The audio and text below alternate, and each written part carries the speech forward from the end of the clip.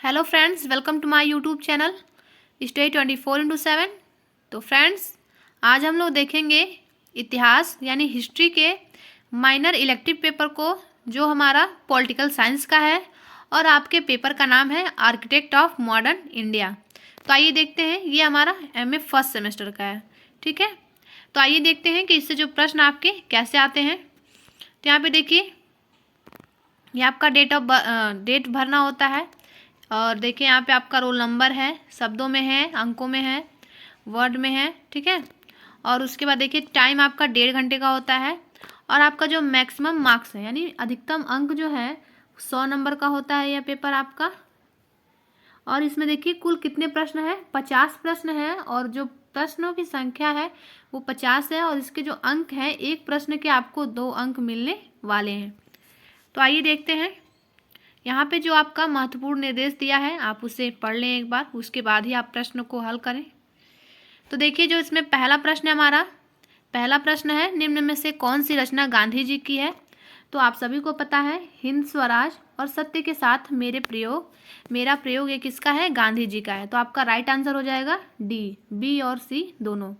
देखिए, जो एशिया का प्रकाश किसका है, तो ये आपका लाइट ऑफ एशिया, ये महात्मा बुद्ध की पुस्तक है ये। ठीक है, इस बात को ध्यान में रखेंगे आप लोग। दूसरा प्रश्न है हमारा, गांधी जी की पुस्तक सत्य के साथ मेरा प्रयोग मूलतः गुजराती में लिखी गई थी, सर्वप्रथम आंग्ल भाषा में अनुवाद किसने किया था। तो इसका राइट आंसर हो जाएगा आपका बी, यानी महादेव देसाई ने इसका आंग्ल भाषा में अनुवाद किया था। तीसरा प्रश्न हमारा, नेटल इंडियन कांग्रेस, यहाँ पे देखिए नेटल इंडियन कांग्रेस की स्थापना किसने की थी। तो यहाँ देखिए ऑप्शन में इसका जो राइट आंसर होगा आपका क्या हो जाएगा, इसका राइट आंसर आपका हो जाएगा महात्मा गांधी, जो आपके आंसर में नहीं है इसलिए आपका राइट आंसर होगा डी। जो नेटल इंडियन कांग्रेस की स्थापना गांधी जी ने रंगभेद की जो नीति थी अफ्रीका में जो चल रही थी उसको, वहाँ पे इसको नेटल इंडियन कांग्रेस की स्थापना की थी और रंगभेद के खिलाफ उन्होंने वहाँ पे सत्याग्रह किया था। ठीक है, चौथा प्रश्न देखिए हमारा, महात्मा गांधी के राजनीतिक गुरु कौन थे। तो आप सभी को पता है गोपाल कृष्ण गोखले थे, आपका राइट आंसर ए हो जाएगा। पांचवा है, करो या मरो का नारा किसने दिया था। तो करो या मरो का नारा महात्मा गांधी ने दिया था, राइट आंसर आपका सी हो जाएगा। छठा प्रश्न है, गांधी जी को किसने मारा था। तो आप सभी को पता है गांधी जी को नाथूराम गोडसे ने 30 जनवरी 1948 को इनका जो डेथ हुआ था। ठीक है, नाथूराम गोडसे ने इनकी गोली मार के हत्या कर दी थी। सातवां प्रश्न हमारा, चंपारण आंदोलन निम्न में से किस पौधे से संबंधित था। तो आप सभी को पता है ये नील के पौधे से संबंधित था। इस यहाँ पे जो है ये कहाँ पे हुआ था, ये आपका बिहार में हुआ था। और जो भारत में गांधी जी का पहला जो सत्याग्रह था वो कहाँ पे हुआ था, बिहार में ही। ये चंपारण सत्याग्रह, यहाँ से चंपारण आंदोलन से ही शुरुआत उनके जीवन का हुआ था। अब देखिए आठवां प्रश्न हमारा, निम्न में से किस विश्वविद्यालय के शिलान्यास दिवस पर महात्मा गांधी को उद्बोधन के लिए आमंत्रित किया गया था। तो इसका जो राइट आंसर हो जाएगा आपका ए, बनारस हिंदू विश्वविद्यालय। आगे बढ़ते हैं हम लोग।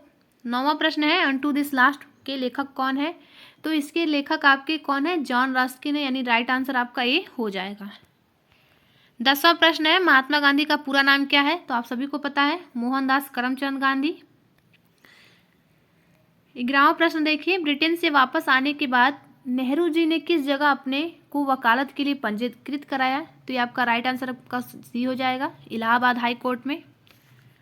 अब आता है, जवाहरलाल नेहरू की पत्नी कमला नेहरू तपेदिक की बीमारी से किस देश में मरी थी। तो इसका जो राइट आंसर हो जाएगा आपका डी, लॉसेन स्विट्जरलैंड। ठीक है, 13वां प्रश्न हमारा, जवाहरलाल नेहरू का अंतिम संस्कार किस नदी के किनारे हुआ था। तो इनका जो अंतिम संस्कार वो यमुना नदी के किनारे हुआ था। अब आता है हमारा 14वां प्रश्न, नेहरू का जन्म कब हुआ था। तो नेहरू जी का जन्म 14 नवंबर, यहाँ पे देखिए 14 नवंबर 1889 को हुआ था। 14 नवंबर को हम लोग बाल दिवस के रूप में भी मनाते हैं क्योंकि ये बच्चों से बहुत प्यार करते थे और बच्चे इन्हें क्या बुलाते थे प्यार से, चाचा नेहरू। तो ये 14 नवंबर को इनके बर्थडे के दिन हम लोग क्या मनाते हैं, बाल दिवस मनाते हैं। 15वां प्रश्न है, जवाहरलाल नेहरू ने किस कॉलेज में पढ़ाई की थी। तो इन्होंने टीनट्री कॉलेज में पढ़ाई की थी। 15वें का राइट आंसर आपका डी हो जाएगा। 16वां प्रश्न हमारा, जवाहरलाल नेहरू प्रथम बार कांग्रेस के अध्यक्ष कब चुने गए थे? तो 1929 में लाहौर के अधिवेशन में पहली बार अध्यक्ष चुने गए थे जवाहरलाल नेहरू। 17वां प्रश्न हमारा, जवाहरलाल नेहरू कितनी बार जेल गए थे? तो इसका जो राइट आंसर होगा आपका बी हो जाएगा। 9 बार जेल गए थे ये अपने जीवन में। फिर देखिए 18वां प्रश्न है, कांग्रेस ने कब भारत छोड़ो प्रस्ताव पास किया था? तो ये आप सभी को पता होना चाहिए। इसका राइट आंसर आपका सी हो जाएगा, 8 अगस्त 1942। 19वां प्रश्न है, 1962 में किस देश ने भारत पर आक्रमण किया था? तो इसका राइट आंसर आपका हो जाएगा ए, चीन। अब देखिए यहाँ पे जवाहरलाल नेहरू की मृत्यु कब हुई थी? तो जवाहरलाल नेहरू की मृत्यु 27 मई 1964 को हुई थी। अगला प्रश्न हमारा 21वां, जवाहरलाल नेहरू की मृत्यु कहाँ हुई थी? तो जवाहरलाल नेहरू की मृत्यु कहाँ पे हुई थी? दिल्ली में हुई थी। फिर देखिए 22वां प्रश्न है, डॉक्टर बी आर अम्बेडकर का जन्म कहाँ हुआ था? तो ये कहाँ हुआ था? मध्य प्रदेश के महू जिले में हुआ था। ठीक है, मध्य प्रदेश के महू जिले में। 23वां प्रश्न है, डॉक्टर भीमराव अम्बेडकर के पिता कौन थे? तो इसका जो राइट आंसर हो जाएगा ए हो जाएगा, रामजी मालोजी सकपाल। 24वां प्रश्न है, डॉक्टर भीमराव अम्बेडकर का जन्म कब हुआ था? तो देखिए इसका जो राइट आंसर हो जाएगा आपका ए हो जाएगा, 14 अप्रैल 1891। आगे बढ़ते हैं लोग। नेक्स्ट जो हमारा प्रश्न है 25वां, डॉक्टर भीमराव अम्बेडकर को भारत रत्न कब मिला था? तो इनको 1990 में भारत रत्न मिला था, इसलिए आपका राइट आंसर सी हो जाएगा। 26वां है, निम्न में से कौन सी पुस्तक डॉक्टर बी आर अम्बेडकर की नहीं है? तो यहाँ पे देखिए जो विश्व इतिहास की झलक है ये इनकी पुस्तक नहीं है, इसका राइट आंसर आपका सी हो जाएगा। अगला प्रश्न है हमारा 27वां प्रश्न है, डॉक्टर अम्बेडकर ने किस कमेटी की अध्यक्षता की थी जिसने भारत का संविधान बनाया? तो यहाँ पे देखिए इसका राइट आंसर हो जाएगा आपका बी, प्रारूप समिति। आगे बढ़ते हैं हम लोग। 28वां प्रश्न जो है, निम्न में से किस भारतीय ने सभी तीनों गोलमेज सम्मेलन में भाग लिया था? तो इसका राइट आंसर भी आपका हो जाएगा सी, डॉक्टर भीमराव अम्बेडकर। 29वां प्रश्न है, किस राज्य में डॉक्टर बी आर अम्बेडकर का जन्म हुआ था? तो अभी मैंने आपको बताया मध्य प्रदेश, तो इसका राइट आंसर हो जाएगा बी। 30वां प्रश्न है, रुपए की समस्या उसकी उत्पत्ति और समाधान नामक पुस्तक की रचना किसने की थी? तो इसका भी राइट आंसर होगा आपका सी, डॉक्टर भीमराव अम्बेडकर। फिर आता है हमारा 31वां प्रश्न, बहिष्कृत हितकारिणी सभा की स्थापना किसने की थी? तो इसका राइट आंसर आपका बी हो जाएगा, डॉक्टर बी आर अम्बेडकर। 32वां प्रश्न है हमारा, निम्न में से कौन कांग्रेस समाजवादी पार्टी की स्थापना की थी? तो यहाँ पे इसका राइट आंसर बी हो जाएगा, राम मनोहर लोहिया। फिर 33वां प्रश्न हमारा, राम मनोहर लोहिया कहाँ पैदा हुए थे? तो ये उत्तर प्रदेश में अयोध्या में, जो वर्तमान का जो अंबेडकर नगर है वहाँ पे इनका जन्म हुआ था। अब देखिए 34वां प्रश्न है, भारत में समाजवादी विचारधारा को प्रसिद्धि दिलाने का श्रेय किसका है? तो इसमें भी राइट आंसर आपका बी हो जाएगा, राम मनोहर लोहिया का है। 35वां प्रश्न है, डॉक्टर राम मनोहर लोहिया ने पीएचडी उपाधि कहाँ से प्राप्त की थी? तो इसका राइट आंसर आपका हो जाएगा ए, बर्लिन विश्वविद्यालय जर्मनी से। 36वां प्रश्न, राम मनोहर लोहिया ने कांग्रेस समाजवादी पार्टी को 1948 में छोड़कर किस पार्टी को ग्रहण किया? तो इसका राइट आंसर हो जाएगा आपका ए, प्रजा सोशलिस्ट पार्टी। 37वां प्रश्न हमारा, जनवाणी दिवस की शुरुआत किसने की थी जिसमें संपूर्ण देश के लोग अपने समस्या को सांसदों को संबोधित किया?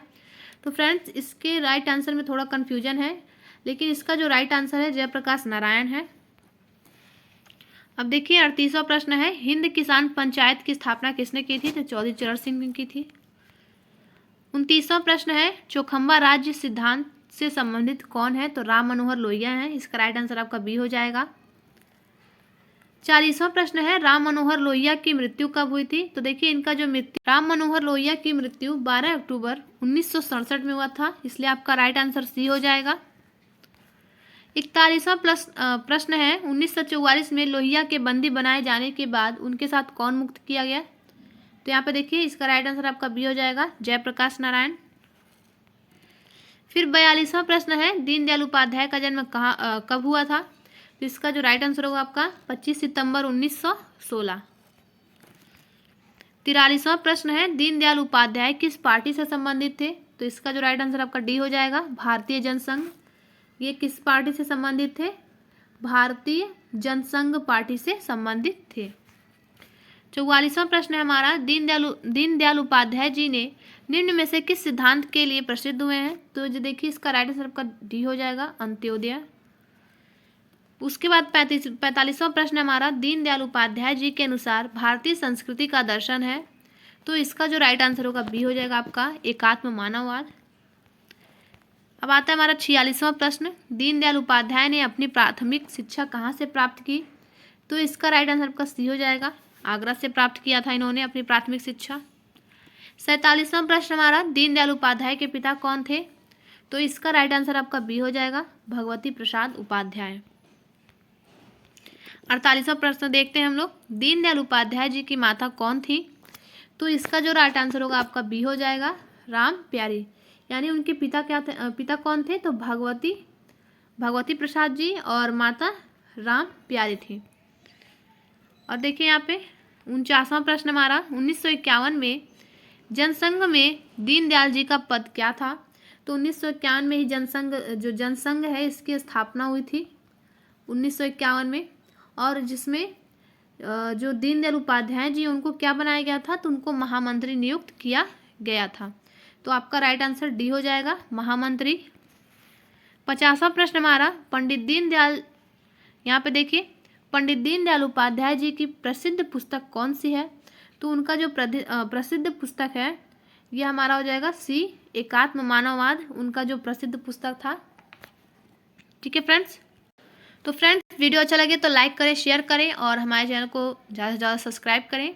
थैंक यू फ्रेंड्स, मिलते हैं नेक्स्ट वीडियो में।